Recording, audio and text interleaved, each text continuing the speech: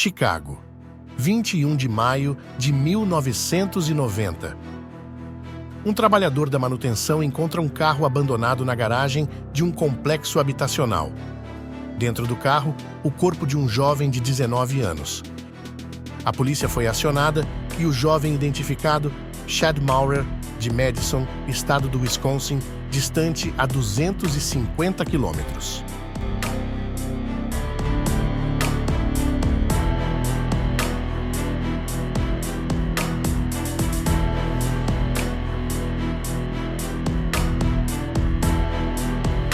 O caso sinistro de Chad Maurer. O que aconteceu em Chicago? 2 dias antes. Madison, estado de Wisconsin. Chad volta para casa, almoça rapidamente e pede dinheiro para gasolina.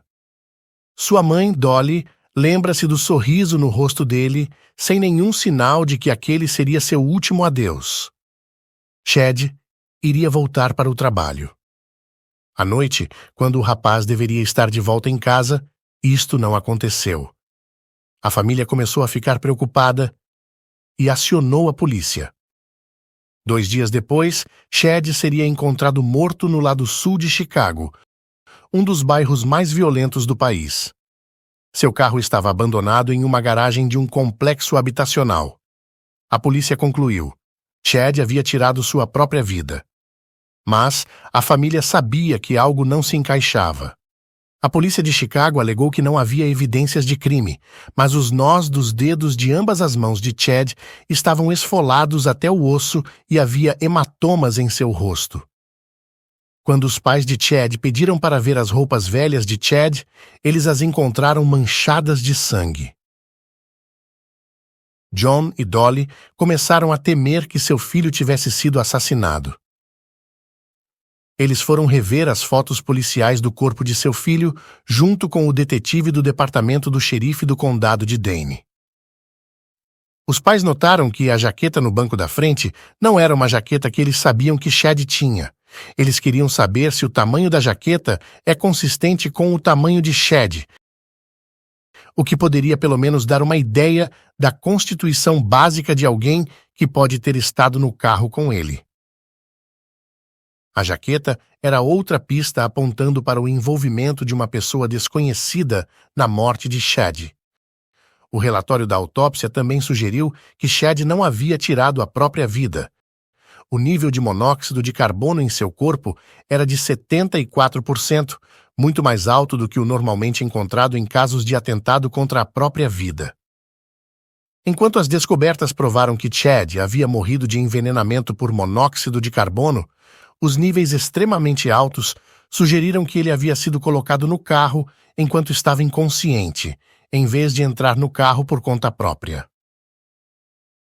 A causa da morte de Chad foi alterada para indeterminada e as autoridades começaram uma investigação completa.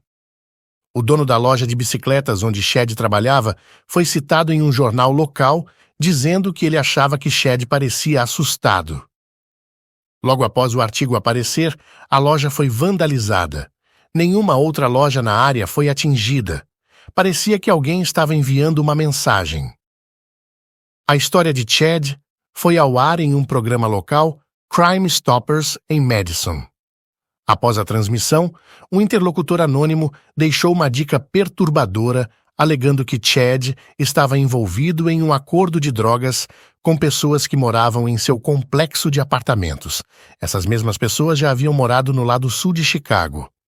A polícia de Chicago informou que havia uma rede de tráfico entre as cidades de Madison e Chicago. Chad estava em busca de dinheiro, pois queria se mudar para o Colorado para fazer faculdade e praticar snowboard.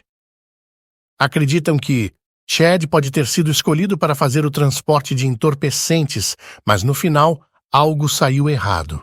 Não foi encontrado provas para comprovar esta tese da polícia. Até hoje, 35 anos depois, este crime continua sem respostas. Este é o canal Arquivo de Mistérios.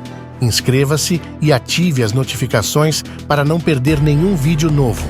Até a próxima!